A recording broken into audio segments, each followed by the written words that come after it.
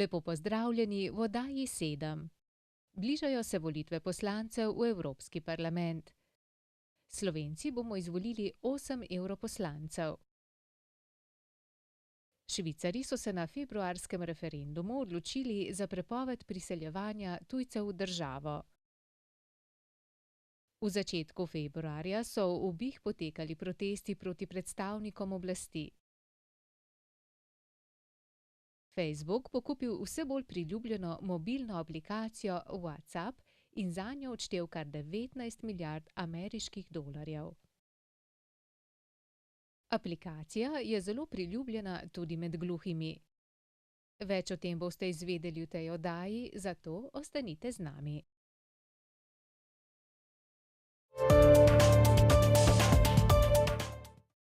Petindvajsetega maja bo okoli 1,5 milijona volilnih upravičencev izbiralo 8 slovenskih poslancev Evropskega parlamenta.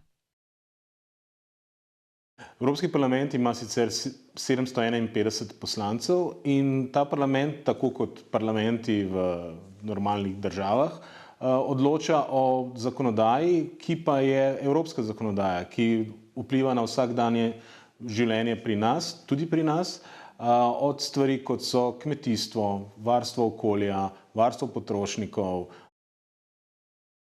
S sodelovanjem na volitvah v Evropski parlament državljani posredno soodločamo o zakonodaji, ki vpliva na življenje in delo tudi v naši državi.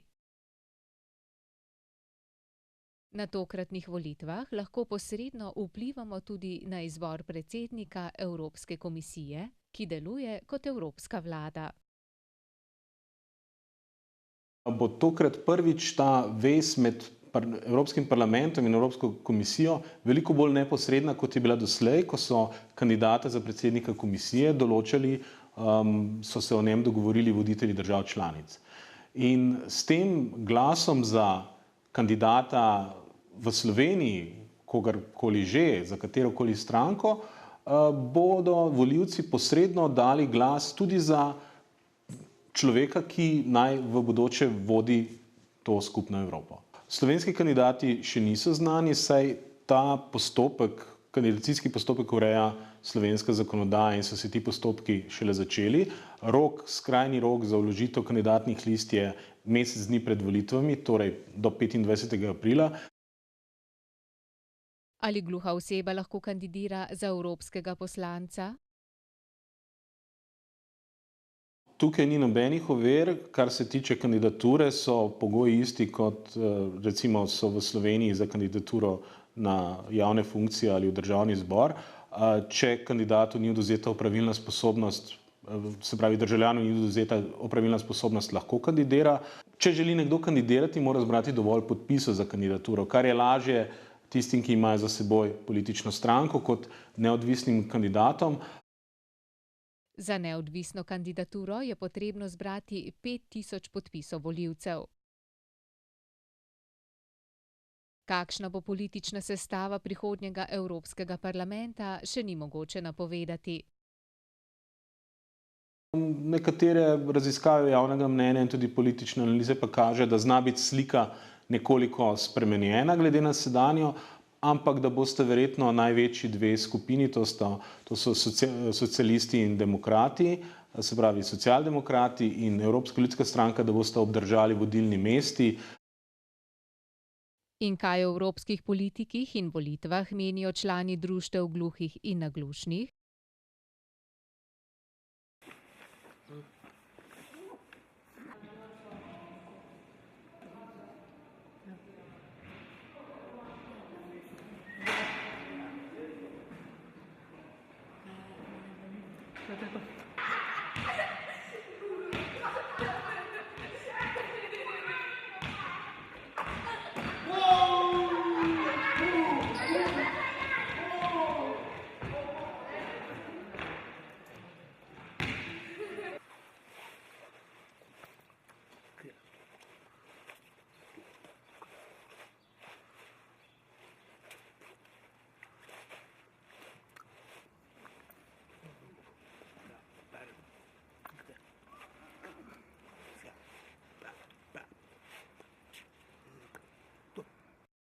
Vsi volilni upravičenci bodo na svoje stalno oziroma začasno prebivališče prejeli obvestilo Državne volilne komisije z informacijami, kje in kdaj lahko volijo slovenske poslance za Evropski parlament.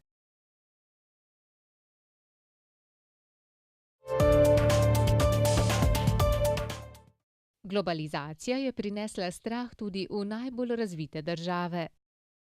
Celo legendarno bogati Švici je na vrh priplavala ksenofobija, strah pred tujci. Na februarskem referendumu so se Švicarji odločili za prepoved priseljevanja tujcev. Odločilni so bili glasovi v nemško govorečih kantonih. Za ustavitev priseljevanja se je izreklo 50,3% volivcev. V Švici imajo največ priseljencev iz Portugalske, Nemčije in Italije. Švica je druga država po odstotku tujcev glede na skupno število prebivalcev. Država ima okoli 8 milijonov prebivalcev, od tega sta 2 milijona priseljencev. Priseljenci so v glavnem zaposleni na področju informacijske tehnologije, v zdravstvu in finančnem sektorju. Švicarji obtožujejo priseljence, da jim jemljejo delo in uničujejo identiteto. Za zmanjšanje števila priseljencev se bori predvsem največja stranka, nacionalistična Švicarska ljudska stranka. Neodvisni poslanec Severin Schwan je dejal: "Nočem živeti kot riba v konzervi." V Švici okoli 40% novih podjetij ustanovijo tujci. Po podatkih korporacije Credit Suisse pa so za zvišanje zasebne potrošnje zaslužni prav tujci. Evropska unija je nad rezultati referenduma zelo razočarana. Spremembe, ki jih zahteva referendum, morajo biti izvedene v 3 letih.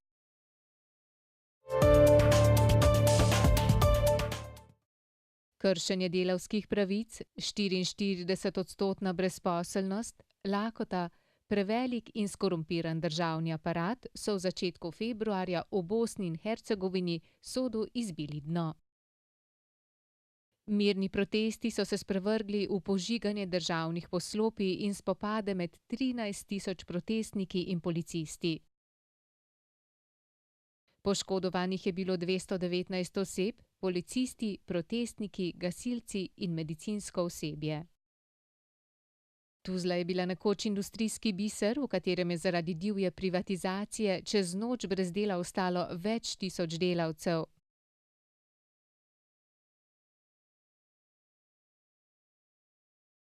Mesečne plače, ki v povprečju znaša okoli 175 evrov, nekateri niso dobili od oktobra 2010. Pred sodiščem v Tuzli so se že leto dni vsako sredo zbirali delavci tovarn, ki so šle v stečaj.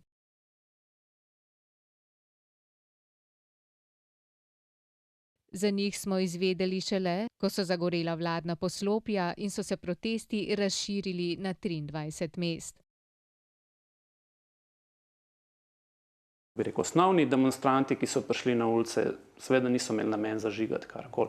In tudi niso začeli protestirati zdaj. Ne? Recimo ti protestanti v Tuzli, oni protestirajo že ne vem koliko let. Ampak šele zdaj smo slišali za njih, ker je pač ena skupina tudi zažgala oziroma in tudi kamenjala pač predstavništvo vlade, lokalne, ne, kantonalne vlade v Tuzli.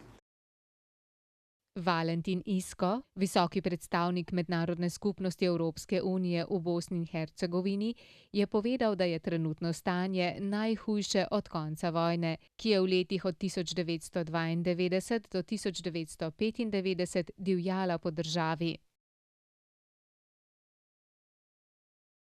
Poleg brezposelnosti državo pestijo tudi druge težave. Preveriti zakonitost vseh teh privatizacij, ki so se dogajale, preveriti, kdo se je okoristil z javnim dobrom oziroma z družbeno lastnino, in kdo je v bistvu na nek način prevaral delavce. Ne. To mislim, da so bile osnovne zahteve. Ne. Protestniki so zahtevali tudi znižanje plač ministrov, odstop zvezne vlade in oblikovanje tehnične vlade, izplačilo enkratne denarne pomoči 250 evrov, povezovanje delovne dobe in zdravstveno zavarovanje.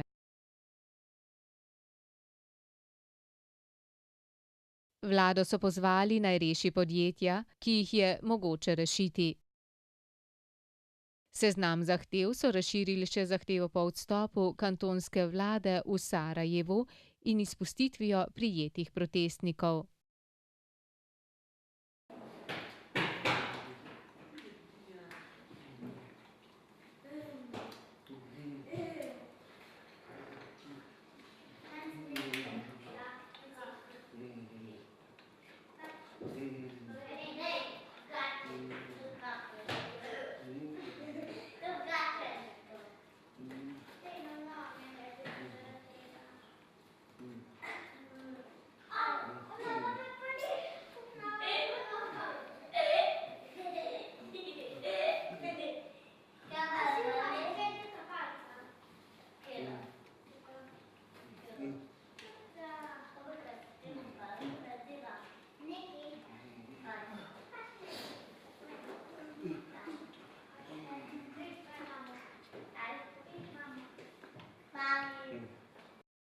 Bosna ima 14 vlad, 140 ministrstev in 142 občinskih vodstev, 49.019 uradnikov in 10 parlamentov.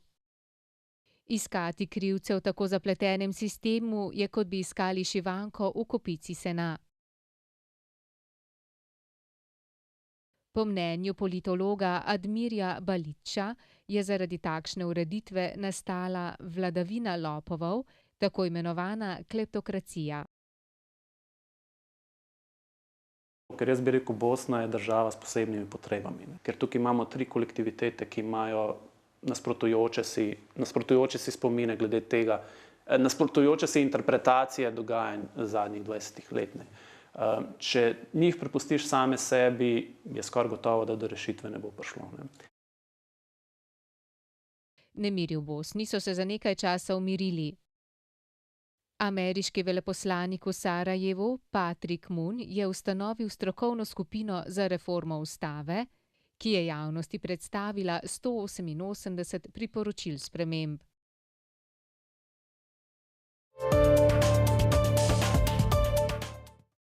Facebook želi z nakupom priljubljene mobilne aplikacije WhatsApp postati v konkurenci na rastočem trgu tako imenovanih standalone oziroma samostojnih aplikacij.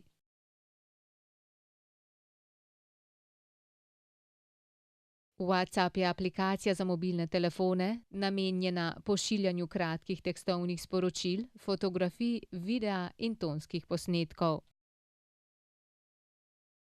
Posebej cenjena je ponudba brezplačnega telefoniranja v tuje države. Namestitev na mobilni telefon je hitra in preprosta. Uporabniku ni potrebno ustvariti uporabniškega računa. WhatsApp ima trenutno 450 milijonov uporabnikov, od tega velik delež najstnikov mlajših od 13 let. Po mojem je najbolj verjetno, da tle išče neko mlajšo publiko, ki mu počasi uhaja. Ne da mu uhaja, ampak seli se na druga omrežja. Recimo, neverjetno veliko uporabnikov je na Instagramu, mlajših uporabnikov, zato ker Instagram ne zahteva, da ti vpišeš ime in priimek, ampak si lahko, ne vem, Levi Franc, ne, pa si lahko čist tvoje drugačno ime. In mladim predvsem to všeč, ker jih starši ne najdejo. Tako Instagram kot WhatsApp, za razliko od Facebooka, nimata določene spodnje starostne meje uporabnikov. Aplikacija WhatsApp je znana tudi po tem, da nima oglasnih sporočil. Facebook je samo v zadnjem četrtletju leta 2013 z oglasi zaslužil kar 2,59 milijarde ameriških dolarjev. WhatsApp je priljubljena aplikacija tudi med gluhimi.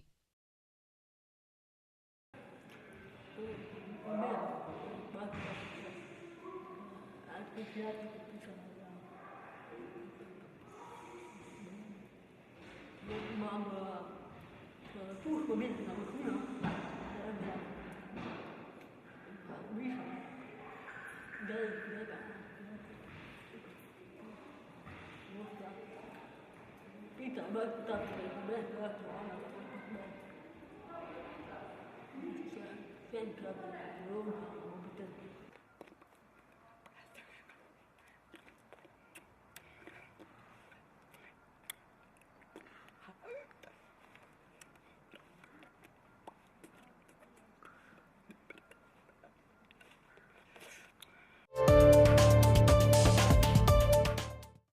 Za konec vas ponovno vabimo, da nam pošljete zanimive fotografije na elektronski naslov spletna.pika.tv@zveza-gns.si z naslovom Fotka tedna. Med prispelimi bomo eno izbrali in jo objavili pred koncem oddaje. Lepo se imejte in nasvidenje.